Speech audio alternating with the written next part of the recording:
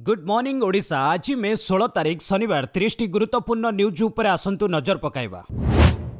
3 टंका महंगा हला पेट्रोल डीजेल सीएनजी 2 टंका। 2022 मसिया परे प्रथम थर पई तेल दर रे बड़ वृद्धि होईछि। पेट्रोल लिटर पिछा 3 टंका एवं डीजेल लिटर पिछा 3 टंका 11 पैसा वृद्धि होइतिबा सरकार घोषणा करिसंती। सीएनजी दर रे मध्य 2 टंका वृद्धि होईछि। शुक्रवार सकाळु देशव्यापी वर्धित दर लागू होईछि। दर वृद्धि परे भिन्न भिन्न शहर रे एहार दर सामान्य कम बेसी रहिछि। भुवनेश्वर रे पेट्रोल दर लिटर पिछा 104 टंका 19 पैसा एवं डीजेल दर 95 टंका 74 पैसा होईछि। उल्लेखयोग्य मध्यप्राच्य युद्ध पई समग्र विश्व रे ईंधन संकट लागि रहिछि। एहा सत्ते भारत रे तेल दर अपरिवर्तित थिला। तैल कंपनी गुड़िक अत्यधिक क्षति सहुतिले। संकटर मुकाबिला पई प्रस्तुत रहिबाकू प्रधानमंत्री नरेंद्र मोदी 2 दिन तले देशवासी को आह्वान देइथिले। राजस्व विभाग रे कर्मचारी बदली और रोटेशन प्रक्रिया शीघ्र शेष करने को निर्देश। राजस्व प्रशासन अधीन रे कार्यरत मंत्रणालय कर्मचारी एवं क्षेत्रस्तरीय कर्मचारी बदली और रोटेशन प्रक्रिया को कड़ाकड़ी भाव कार्यकारी कराजिवो। एथिपई समस्त जिलापाल को राजस्व और विपर्यय परिचालना विभाग पक्षरु निर्देश जारी करा जायछि। विभाग रे कार्यरत section officer, senior revenue assistant, junior revenue assistant एवं क्षेत्र स्तर रे कार्यरत रेवेन्यू सुपरवाइजर, रेवेन्यू इन्स्पेक्टर अमीन प्रमुखों पई ए निर्देश उद्दिष्ट।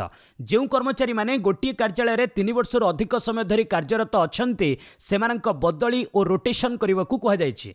चलित बदली ऋतु अर्थात जून 15 सुधा समस्त प्रक्रिया शेष करने को जिलापाल मानक निर्देश दिया जायछि। मे 26 सुधा केरल छुईब मौसुमी वायु सूचना देला भारतीय पाणीपाग विभाग। चलित वर्ष दक्षिण पश्चिम मौसुमी वायु पई बेसी दिन अपेक्षा करने को पड़िबो नाही। एही सूचना देछि भारतीय पाणीपाग विभाग। मौसुमी वायु मे 22 तारिख रु 30 तारिख मध्य केरल छुई पारे बोली आईएमडी आकलन करिछि। साधारणतः देश में मौसुमी वायु पहुंचीबार समय जून 1 तारिख। साधारणतः देश में मौसुमी वायु पहुंचीबार समय जून 1 तारिख। एथर किंतु पाखापाखि 6 दिन पूर्व मे 26 तारिख सुधा मौसुमी वायु पहुंचीबो बोली आकलन करा जायछि। गत वर्ष मौसुमी वायु मे 24 तारिख रे पहुंचीथिला। उल्लेखयोग्य वर्षर 4 मासरे हेउतिबा चाष काम एई दक्षिण पश्चिम मौसुमी वायु उपरे निर्भर करिथाय। वर्षर मोट वर्षार 70% एई समय होइथाय।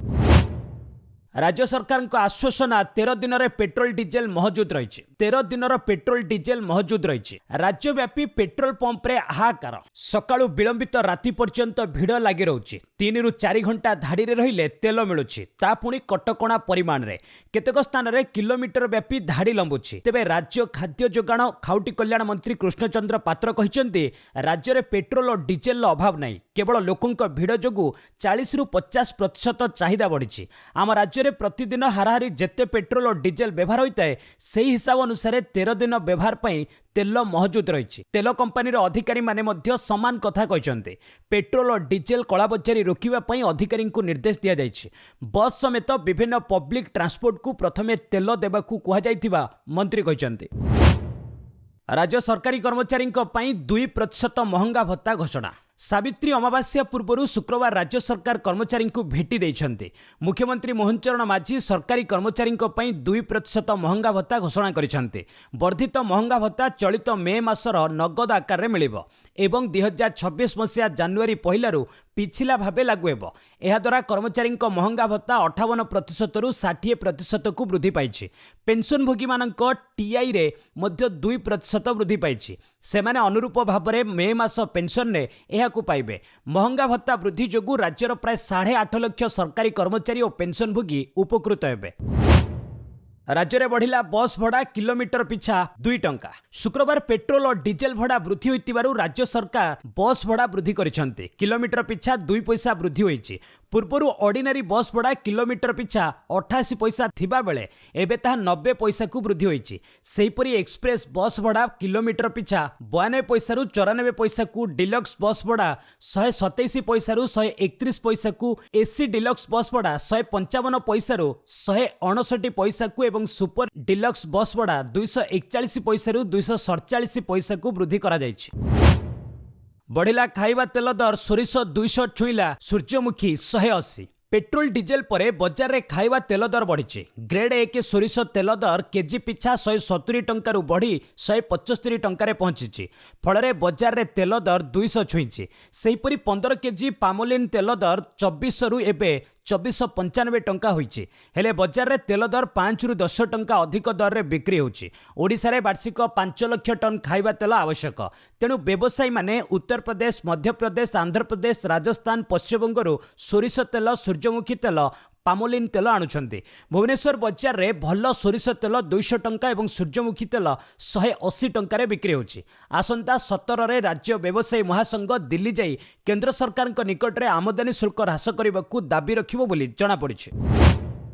नीट प्रश्नपत्र लीक्र मास्टरमाइंड गिरफ पेशारे केमिस्ट्री प्रोफेसर। नीट यूजी 2026 प्रश्नपत्र लीक घटनार मास्टरमाइंड को सीबीआई महाराष्ट्र पुणेरु गिरफ करिछि। तांको ना पीवी कुलकर्णी एवं से लातूर स्थित दयानंद मेडिकल कॉलेज रो केमिस्ट्री प्रोफेसर भाबे कार्य करुछन्ति। से नीट परीक्षा कराउथिबा केंद्रीय संस्था नेशनल टेस्टिंग एजेंसी सह जड़ित थिले। प्रोफेसर कुलकर्णी प्रश्नपत्र प्रस्तुत करिथिबा कमिटीर सदस्य रहिथिले। कुलकर्णी प्रश्नपत्र को तांकर जणे सहयोगी मनीषा वाघमारेंको माध्यम रे एक निर्दिष्ट छात्र छात्री ग्रुप को पठाइथिले। मनीषा को सीबीआई गत 14 तारिख रे गिरफ करिछि। कुलकर्णी तांको पुणे स्थित घरे एक कोचिंग सेंटर खोलिथिले। टंका देई प्रश्नपत्र हातेबाकू चाहूथिबा किछि छात्र छात्री को सेठारे से कोचिंग देउथिले। मेडिकल कोचिंग रो अन्यतम केंद्र भाबे लातूर शहर परिचित। तेबे लातूर उपरे सीबीआई नजर पड़िबा परे कुलकर्णी सेठारु पुणे पळे आसिथिले। गिरफ परे कुलकर्णी को पुणे कोर्ट रे हाजर करा दैथिला।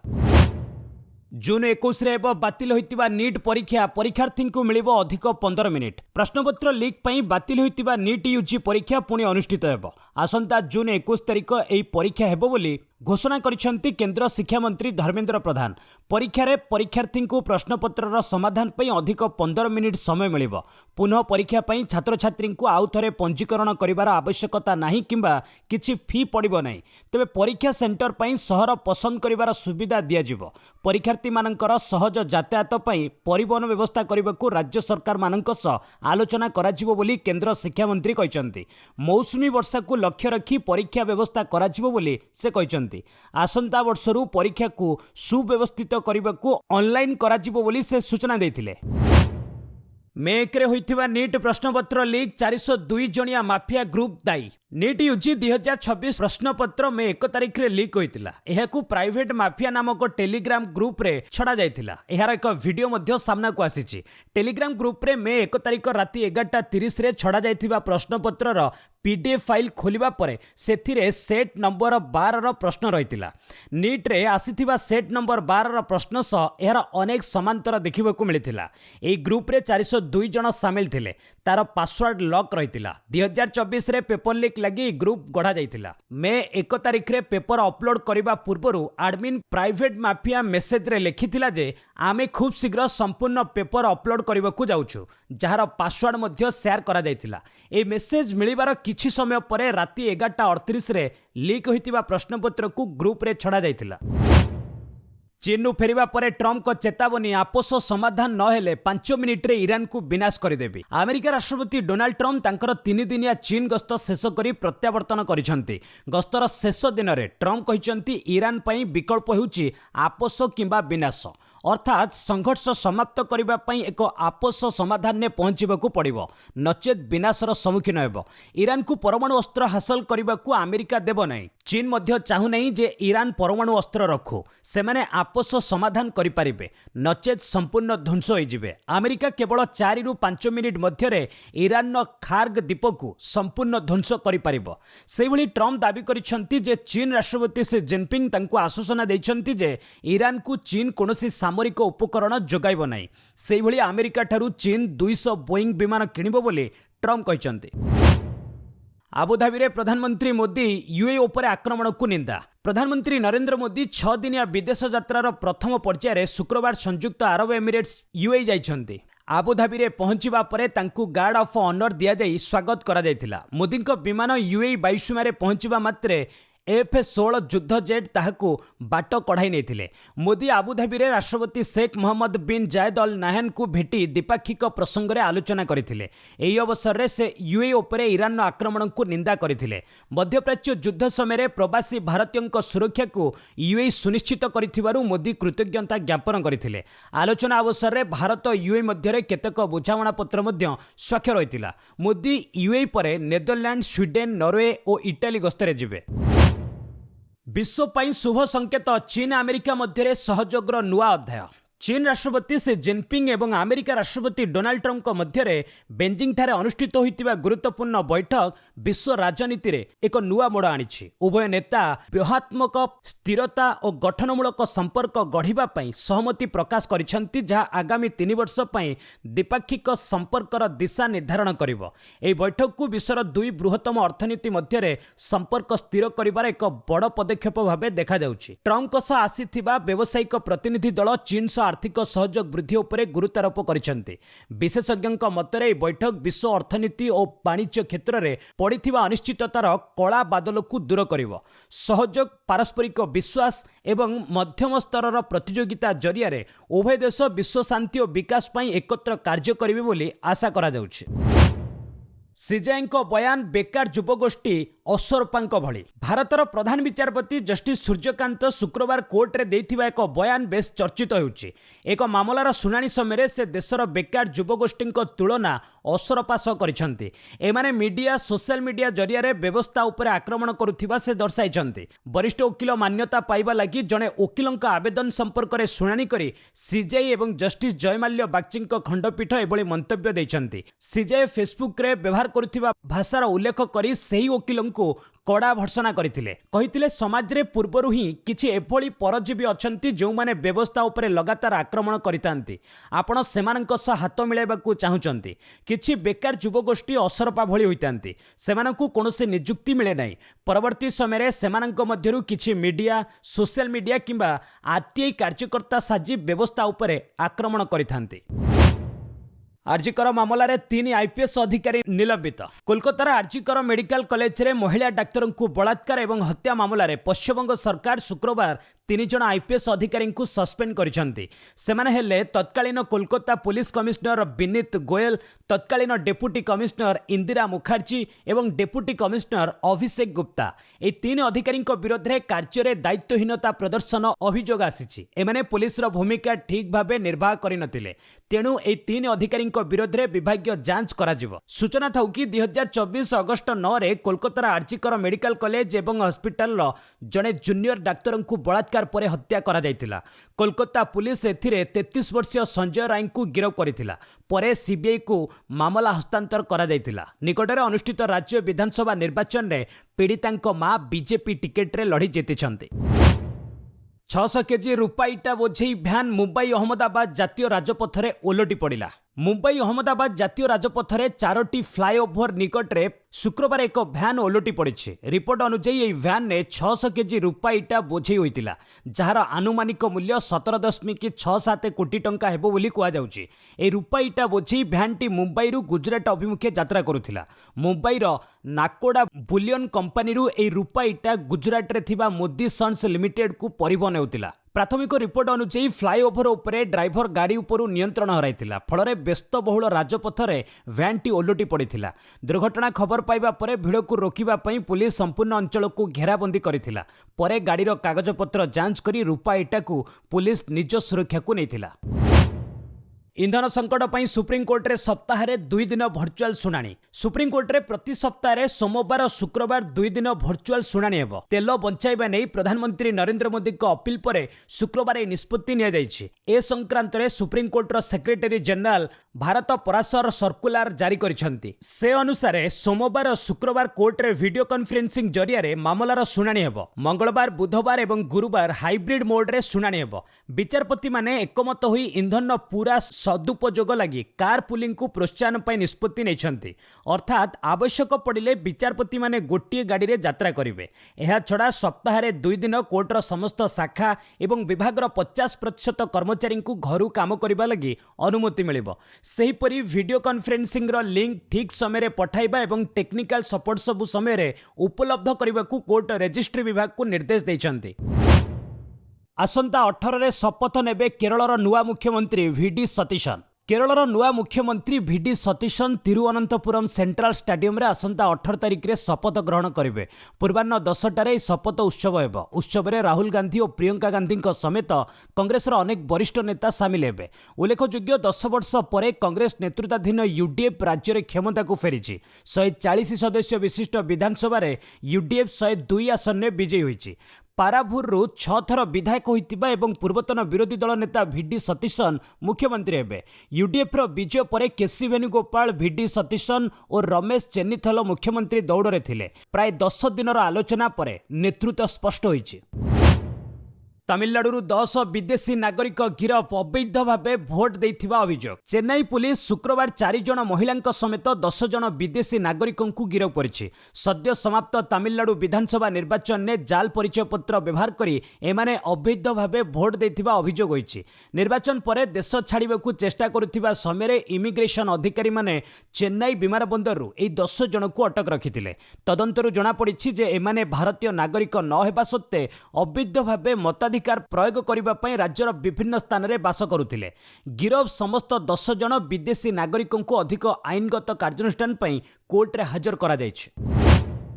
ଉନ୍ନାଓ ବଳାତ୍କାର ମାମଲାରେ ପୂର୍ବତନ ବିଜେପି ବିଧାୟକ କୁଲଦୀପ ସେଙ୍ଗରଙ୍କୁ ସୁପ୍ରିମକୋର୍ଟରୁ ଝଟକା। ଉନ୍ନାଓ ବଳାତ୍କାର ମାମଲାରେ ପୂର୍ବତନ ବିଜେପି ବିଧାୟକ କୁଲଦୀପ ସିଂ ସେଙ୍ଗରଙ୍କୁ ସୁପ୍ରିମକୋର୍ଟରୁ ଝଟକା ଲାଗିଛି। ଆଜୀବନ କାରାଦଣ୍ଡାଦେଶକୁ ସ୍ଥଗିତ ରଖିବା ପାଇଁ ଦିଲ୍ଲୀ ହାଇକୋର୍ଟର ନିଷ୍ପତ୍ତିକୁ ସୁପ୍ରିମକୋର୍ଟ ରଦ୍ଦ କରିଦେଇଛନ୍ତି। ଶୁକ୍ରବାର ସୁପ୍ରିମକୋର୍ଟ ମାମଲାକୁ ନୂତନ ସମୀକ୍ଷା ପାଇଁ ଦିଲ୍ଲୀ ହାଇକୋର୍ଟକୁ ଫେରାଇ ଦେଇଥିଲେ। ମୁଖ୍ୟ ବିଚାରପତି ସୂର୍ଯ୍ୟକାନ୍ତ ଓ ଜୟମାଲ୍ୟ ବାଗ୍ଚୀଙ୍କୁ ନେଇ ଗଠିତ ଖଣ୍ଡପୀଠ ଆଜୀବନ କାରାଦଣ୍ଡାଦେଶ ବିରୁଦ୍ଧରେ ଦାୟର ମୁଖ୍ୟ ଆବେଦନ ଉପରେ 2 ମାସ ମଧ୍ୟରେ ପୁନଃବିଚାର ପାଇଁ ହାଇକୋର୍ଟକୁ ନିର୍ଦ୍ଦେଶ ଦେଇଛନ୍ତି। ଏଥିପୂର୍ବରୁ ଗତବର୍ଷ ଡିସେମ୍ବର 29 ତାରିଖରେ ସୁପ୍ରିମକୋର୍ଟ ମଧ୍ୟ ଦିଲ୍ଲୀ ହାଇକୋର୍ଟର ଜାମିନ ଆଦେଶ ଉପରେ ସ୍ଥଗିତ ରଖିଥିଲେ। ଏହି ପ୍ରସଙ୍ଗରେ ବ୍ୟାପକ ଜନ ଆକ୍ରୋଶ ପରେ କୋର୍ଟ କୁଲଦୀପକୁ ଜାମିନ ପ୍ରଦାନ କରିବା ପାଇଁ ହାଇକୋର୍ଟଙ୍କ ନିର୍ଦ୍ଦେଶକୁ ଖାରଜ କରିଦେଇଥିଲେ। ତେଲ ଦର ବୃଦ୍ଧିକୁ ନେଇ ମୋଦିଙ୍କୁ ଟାର୍ଗେଟ କଲେ ରାହୁଲ, କହିଲେ ଭୁଲ ମୋଦି ସରକାରଙ୍କର, ଜନତା ଦେଉଛନ୍ତି ମୂଲ୍ୟ। ଦେଶରେ ପେଟ୍ରୋଲ, ଡିଜେଲ ଓ ସିଏନଜି ଦର ବୃଦ୍ଧି ପରେ ରାଜନୈତିକ ବୟାନବାଜି ତୀବ୍ର ହୋଇଛି। ଭାରତରେ ଶୁକ୍ରବାର ଠାରୁ ପେଟ୍ରୋଲ 3 ଟଙ୍କା 14 ପଇସା, ଡିଜେଲ 3 ଟଙ୍କା 11 ପଇସା ଓ ସିଏନଜି 2 ଟଙ୍କା ବଢ଼ିଛି। ବର୍ଦ୍ଧିତ ଇନ୍ଧନ ମୂଲ୍ୟ ସାଧାରଣ ଲୋକଙ୍କ ପକେଟ ଉପରେ ପ୍ରଭାବ ପକାଇବା ଆରମ୍ଭ କରିଛି। ଏହି ମୂଲ୍ୟ ବୃଦ୍ଧି ପ୍ରସଙ୍ଗରେ ଲୋକସଭା ବିରୋଧୀ ଦଳର ନେତା ରାହୁଲ ଗାନ୍ଧୀ କେନ୍ଦ୍ରର ମୋଦି ସରକାରଙ୍କୁ ଟାର୍ଗେଟ କରିଛନ୍ତି। ରାହୁଲ କହିଛନ୍ତି ଯେ ଭୁଲ ମୋଦି ସରକାରଙ୍କର, କିନ୍ତୁ ଜନସାଧାରଣଙ୍କୁ ଏହାର ମୂଲ୍ୟ ଦେବାକୁ ପଡୁଛି। ରାହୁଲ ବ୍ୟଙ୍ଗାତ୍ମକ ଭାବରେ କହିଛନ୍ତି ଯେ ଏବେ 3 ଟଙ୍କାର ଝଟକା ଦିଆଯାଇଛି, ବାକି ଆଦାୟ କିସ୍ତିରେ କରାଯିବ। ଅପରପକ୍ଷରେ କଂଗ୍ରେସ ମହାସଚିବ ଜୟରାମ ରମେଶ କହିଛନ୍ତି ଯେ ଯେତେବେଳେ ଅଶୋଧିତ ତୈଳ ମୂଲ୍ୟ କମ୍ ଥିଲା ସେତେବେଳେ ମୋଦି ସରକାର ଗ୍ରାହକମାନଙ୍କୁ ଆଶ୍ୱସ୍ତି ଦେବା ପରିବର୍ତ୍ତେ ଲୁଟିଥିଲେ। शेयर बजार में ह्रास, सेंसेक्स और निफ्टी लाल संकेत बंद। शुक्रवार दिन भारतीय शेयर बजार एक अस्थिर कारोबार देखा मिली। बजार समाप्ति बेलू Bombay stock exchange Sensex 161 point ह्रास पाई 75,237 स्तर में बंद होता बेले निफ्टी 50 46 पॉइंट ह्रास पाई 23,643 स्तर में रही। कंचा तेल दर में वृद्धि और पश्चिम एशिया जारी उत्तेजना कारण निवेशक माने सतर्कता अवलंबन करिसेंति। एथिसहित पेट्रोल और डीजेल दर में लिटर पिछा 3 टंका वृद्धि मुद्रास्फीति संबंधी चिंता बढ़ाई। आज कारोबार में इन्फोसिस और टेक महिंद्रा भली कंपनी गुड़िक लाभ में रही बेले क्वालिटी वाल्स और टाटा स्टील भली कंपनी शेयर मूल्य में ह्रास घटी। आगामी दिन में विदेशी निवेशकों गतिविधि और भौगोलिक राजनीतिक स्थिति बजार दिशा निर्धारण करिबो बोली विशेषज्ञ माने मत देइछन्ति। डॉलर तुलन में दुर्बल है टंका 96 टंका को कला अतिक्रम। अंतर्जातीय बजार में अशोधित तैल दर बैरेल प्रति $110 को अतिक्रम करिबारु टंकार अवमूल्यायन होइछि। यह एबे डॉलर तुलन में 96 टंका स्तर को अतिक्रम करिछि। प्रथम थर पई टंकार मूल्य रे एते अधिक ह्रास पाइछि। शुक्रवार मुद्रा बजार रे कारोबार समय $1 दाम थिला 96 टंका 5 पैसा। केवल चलित वर्ष टंकार मूल्य डॉलर तुलन में 6% अधिक ह्रास पाइछि। अन्यपटे इक्विटी बजार रु निवेशक माने कोटी कोटी डॉलर प्रत्याहार करिनेउछन्ति। अपरपक्षे भारत अशोधित तैल, सार, खाइबा तेल भली अत्यावश्यक जिनिस क्रय दिगरे विपुल डॉलर खर्च करुछि। तेणु देशर विदेशी मुद्रा भंडार द्रुत गति में ह्रास पाइबार लागिछि। आरबीआई बड़ कार्यानुष्ठान 150 एनबीएफसी पंजीकरण बातिल। भारतीय रिजर्व बैंक एक बड़ पदक्षेप नहीं 150 अण बैंकिंग आर्थिक कंपनी पंजीकरण प्रमाणपत्र बातिल करिछि। आरबीआई एक्ट 1934 धारा 45 IA 6 अनुजाई ଏହି କମ୍ପାନୀଗୁଡ଼ିକୁ ଆର୍ଥିକ କାରବାର କରିବା ଉପରେ କଟକଣା ଜାରି କରାଯାଇଛି। ବାତିଲ ହୋଇଥିବା କମ୍ପାନୀଗୁଡ଼ିକ ମଧ୍ୟରେ ଅଧିକାଂଶ ପଶ୍ଚିମବଙ୍ଗ ଏବଂ ଦିଲ୍ଲୀରେ ରହିଥିଲା ବେଳେ ତେଲେଙ୍ଗାନା, କର୍ଣ୍ଣାଟକ, ତାମିଲନାଡୁ ଓ ଓଡ଼ିଶା ସମେତ ଅନ୍ୟ କେତେକ ରାଜ୍ୟର ସଂସ୍ଥା ମଧ୍ୟ ଅନ୍ତର୍ଭୁକ୍ତ। ଏହାଛଡ଼ା 7ଟି କମ୍ପାନୀ ସ୍ୱେଚ୍ଛାକୃତ ଭାବେ ନିଜର ଲାଇସେନ୍ସ ସମର୍ପଣ କରିଛନ୍ତି। ଏହି ପଦକ୍ଷେପ ଆର୍ଥିକ କ୍ଷେତ୍ରରେ ସ୍ୱଚ୍ଛତା ଏବଂ କଠୋର ନିୟନ୍ତ୍ରଣ ବଜାୟ ରଖିବା ପାଇଁ ନିଆଯାଇଥିବା କେନ୍ଦ୍ରୀୟ ବ୍ୟାଙ୍କ ପକ୍ଷରୁ ସୂଚନା ଦିଆଯାଇଛି। ବାତିଲ ହୋଇଥିବା ସଂସ୍ଥାଗୁଡ଼ିକ ଆଉ କୌଣସି ପ୍ରକାର ଆର୍ଥିକ କାରବାର କରିପାରିବେ ନାହିଁ ବୋଲି ସ୍ପଷ୍ଟ କରାଯାଇଛି। ଭାରତ ୟୁକେ ବାଣିଜ୍ୟ ଚୁକ୍ତି ଇସ୍ପାତ ସମସ୍ୟାର ସମାଧାନ ପାଇଁ ଉଦ୍ୟମ। ଭାରତ ଏବଂ ବ୍ରିଟେନ୍ ମଧ୍ୟରେ ପ୍ରସ୍ତାବିତ ବ୍ୟାପକ ଆର୍ଥିକ ଏବଂ ବାଣିଜ୍ୟ ଚୁକ୍ତିକୁ ଶୀଘ୍ର କାର୍ଯ୍ୟକାରୀ କରିବା ପାଇଁ ଉଭୟ ଦେଶ ଏକ ସ୍ୱତନ୍ତ୍ର ସମାଧାନ ଖୋଜୁଛନ୍ତି। ବାଣିଜ୍ୟ ସଚିବ ରାଜେଶ ଅଗ୍ରୱାଲ କହିଛନ୍ତି ଯେ ବ୍ରିଟେନ୍ର ନୂତନ ଇସ୍ପାତ ନୀତି ଚୁକ୍ତି କାର୍ଯ୍ୟକାରୀ ହେବାରେ ପ୍ରତିବନ୍ଧକ ସୃଷ୍ଟି କରୁଛି।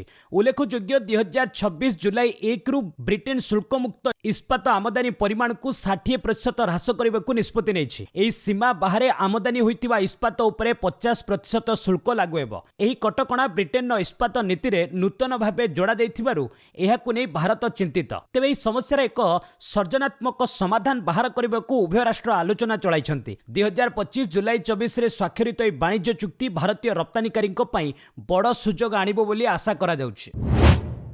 थाईलैंड ओपन सिंधु लक्ष्यंक विदाय। थाईलैंड ओपन बैडमिंटन टूर्नामेंट रे शुक्रवार भारत को मिश्रित फलाफल मिली। ओलंपिक्स पदक विजयिनी पीवी सिंधु समेत स्टार शटलर लक्ष्य सेन क्वार्टर फाइनल हारी विदाय नहीं। महिला सिंगल्स क्वार्टर रे सिंधु 21-19, 18-21, 15-21 गेम रे टॉप सीड अकाने यामागुची निकटरू हारी जाइतिले। सेबली पुरुष विभाग में लक्ष्य सेन 19-21, 16-21 सीधासल गेम रे थाईलैंड रो कुनलावट भित्तिदर्शन ठारू हारी जाइछन्ति। तेबे पुरुष डबल्स रे सात्विक साईराज रांकी रेड्डी और चिराग शेट्टी जोड़ी विजयी हुई सेमीफाइनल में स्थान पक्का करिसन्ति। टॉप सीड ए भारतीय जोड़ी 21-12, 21-13 गेम रे जापान ताकुमी नोमुरा और यूची शिमोगामी जोड़ी को परास्त करथिले। एथिसह भारतर पदक आशा उज्जीवित रही। Mumbai Indians coach Kieron Pollard को जरिमाना लगाइला बीसीसीआई। चलित आईपीएल एक रोमांचक मैच रे गतकाली मुंबई इंडियंस 4 विकेट रे पंजाब किंग्स को परास्त करिथिला। पूर्वरु प्लेऑफ दौड़रू बाद पड़ी सारिथिबा मुंबईर यह चतुर्थ विजय थिला। एही सांत्वनामूलक विजय परे दलर कोच किरण पोलार्ड को एक बड़ झटका लागिछि। आईपीएल आचरण संहिता उल्लंघन लगी बीसीसीआई पोलार्ड को जरिमाना लगाइछि। पोलार्ड को तांको मैच फीर 15% जरिमाना करा जाइछि। एथिसह तांको गोटिए डिमेरिट पॉइंट मध्ये मिलिछि। रिपोर्ट अनुसार द्वितीय इनिंग्स 19तम ओभर रे पोलार्ड चतुर्थ अंपायर विरोध में अपमानजनक भाषा व्यवहार करथिले। एहाकु नै मैच रेफ्री पंकज धर्माणी ए दंडादेश पोलार्ड को देथिले।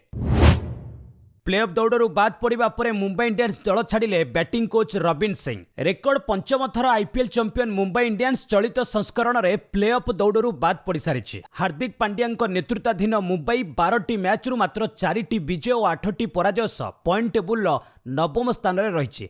दयनीय प्रदर्शन में व्यथित हो मुंबईर बैटिंग कोच रबिन सिंह दल सह संपर्क तुटाई अलग होती। सामाजिक गणमाध्यम पोस्ट कर 62 वर्षीय रबिन ए सूचना देते। रबिन सिंह कहते जे मुंबई इंडियंस और आईएल टी20 दल मुंबई एमिरेट्स रु मु आनुष्ठानिक भाव में अलग होइछि। 2010 रु मुंबई फ्रांचाइज सह मोर यात्रा आरंभ होइतिला। एही समय मध्य मुंबई 5 थर आईपीएल ट्रॉफी जीतिथिला। एमआई परिवार और समस्त प्रशंसकों को आंतरिक भाव में धन्यवाद जनाउछि। बेकाहाम ब्रिटिशर प्रथम आरबपति क्रीड़ाविद। इंग्लैंडर किंबदंती फुटबॉल खिलाड़ी डेविड बेकाहाम एक ऐतिहासिक आर्थिक माइलखुंट हासिल करिसेंति। मैनचेस्टर यूनाइटेड रो पूर्वतन मिडफिल्डर ब्रिटेन प्रथम आरबपति खिलाड़ी होइछन्ति। बेकाहाम और तांको पत्नी विक्टोरिया सामूहिक संपत्ति एई वर्ष आनुमानिक 1.583 बिलियन डॉलर रे पहुंची। यह सेमानंकु यूके रो सबुठारु धनी खिलाड़ी तालिका रे पहुंचाइछि। 2026 संडे टाइम रो धनी तालिकार रिपोर्ट रो जना 2013 रे अवसर नहीं बेकाहाम इंटर मियामी सह मालिक रही, जहां मेजर लीग सकर सबुठारु मूल्यवान क्लब बोली आकलन करा जाउछि। एहा बाद 51 वर्षीय बेकाहाम मध्य आदिदास और हुगो बॉस समेत कंपनी गुड़िक ब्रांड आंबासाडर रही। बेकाहाम को पत्नी विक्टोरिया संपत्ति मुख्यतः पॉप बैंड दि स्पाइस गर्ल्स जड़ित रही। गोवार कांग्रेस नेता केतन भाटीकर साप कामुड़ारे वियोग। गोवार कांग्रेस नेता केतन भाटीकर साप कामुड़ारे वियोग घटी। मृत्यु बेलू तांकु मात्र 38 वर्ष बयस होइतिला। गतकाली कौनसी कामरे केतन गोवा कर्णाटक सीमांत रे थिबा କରମାଲ ଘାଟରେ ଓହ୍ଲାଉଥିବା ବେଳେ ସାପ ତାଙ୍କୁ କାମୁଡ଼ି ଦେଇଥିଲା। ତୁରନ୍ତ ତାଙ୍କୁ ଗୋଆର ଧର ବନ୍ଦୋଦରା ପ୍ରାଥମିକ ସ୍ୱାସ୍ଥ୍ୟ କେନ୍ଦ୍ରକୁ ନିଆଯାଇଥିଲା, କିନ୍ତୁ ଡାକ୍ତରମାନେ ସେଠାରେ ତାଙ୍କୁ ମୃତ ଘୋଷଣା କରିଥିଲେ। ନିକଟରେ ପୋଣ୍ଡା ବିଧାନସଭା ଉପନିର୍ବାଚନ ପାଇଁ କେତନ କଂଗ୍ରେସର ବିଧାୟକ ପ୍ରାର୍ଥୀ ଥିଲେ, କିନ୍ତୁ ହାଇକୋର୍ଟଙ୍କ ରାୟ ପରେ ଏହି ନିର୍ବାଚନକୁ ବାତିଲ କରାଯାଇଥିଲା। ବସ୍ ଆଜି ପାଇଁ ଏଇଠି ରଖିବା, ପୁଣି ନେଇ ଆସିବି ଲେଟେଷ୍ଟ ଅପଡେଟ୍। ସେ ପର୍ଯ୍ୟନ୍ତ ବିଦାୟ ନେଉଛି। ଜୟ ହିନ୍ଦ, ଜୟ ଭାରତ।